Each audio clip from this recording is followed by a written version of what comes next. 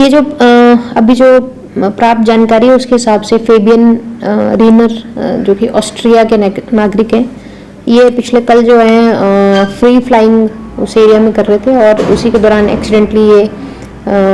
गिरे और इनकी जो है स्पाइन में इंजरी बताई जा रही है। इसमें मौके पे जो एसडीआरएफ की टीम जो कल रात को रवाना कर दी गई थी और वो फिलहाल मौके पे पहुंच भी गए थे, लेकिन क्योंकि स्पाइन इंजरी है और इसलिए जो है उनको लिफ्ट करके लाना जो है संभव नहीं लग रहा है। तो फिलहाल जो एसडीआरएफ की टीम है उन्होंने हेलीकॉप्टर का रिक्विजिशन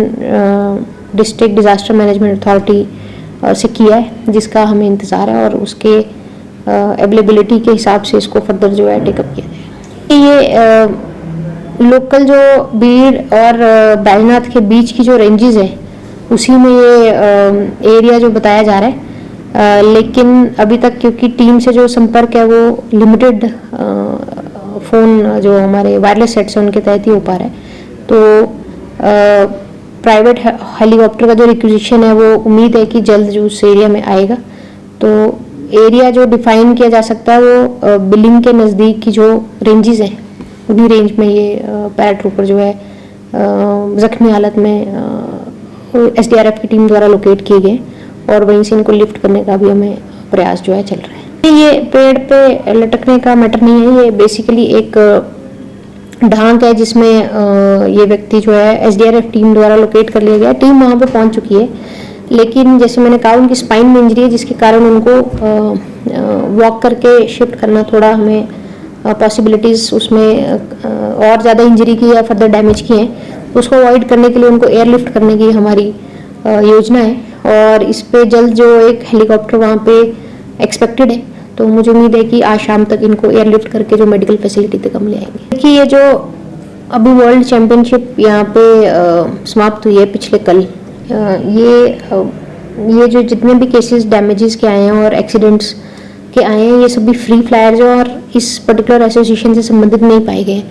और ये ट्रेन पायलट्स हैं और लंबे समय से पैराग्लाइडिंग की एक्टिविटीज़ में ग्लोबली एक्टिव हैं और अपने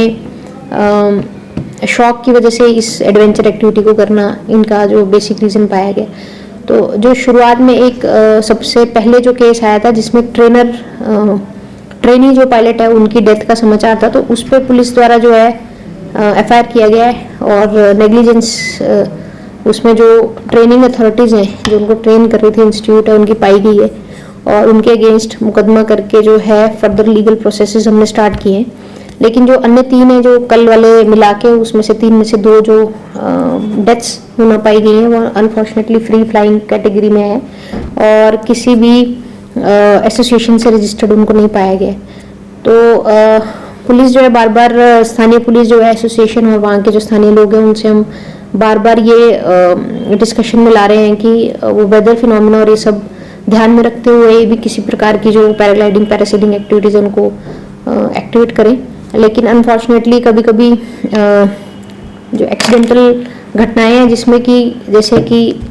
पिछली बार जो केस आया था पॉलिश जो नेशनल थे उनमें क्लाउड सकिंग एक फिनोमिना जो है सामने आया जिसकी वजह से वो एक्सीडेंट हुआ था। तो नेचुरल जो चैलेंजेस हैं इस एडवेंचरस स्पोर्ट के लिए खासकर जिसमें wind conditions, weather conditions, cloud conditions इस तरह से रहता है, तो जो प्रोफेशनल पायलट्स हैं उनको हम सेफ्टी मेजर्स और वेदर कंडीशंस को ध्यान में रखते हुए फ्लाई करने की हिदायत कर रहे हैं। लेकिन क्योंकि ये फ्री फ्लायर्स हैं और ऑलरेडी ट्रेन पायलट्स हैं और ग्लोबली कई जगहों पे पैराग्लाइडिंग पैरासेलिंग एक्टिविटीज़ में पार्टिसिपेट कर चुके हैं, तो एक्सीडेंटली ये घटनाएं सामने आ रही हैं और मुझे उम्मीद है कि जो कंसर्न्ड अथॉरिटीज़ हैं और जो डिपार्टमेंट कंसर्न्ड है वो इस पे संज्ञान ज़रूर ले रहा होगा और इसमें क्या फ्यूचर में क्या प्रिकॉशंस और ज़्यादा बढ़ाई जा सकती है उस पर हम आगे बढ़ने के हमारे प्रयास रहेंगे।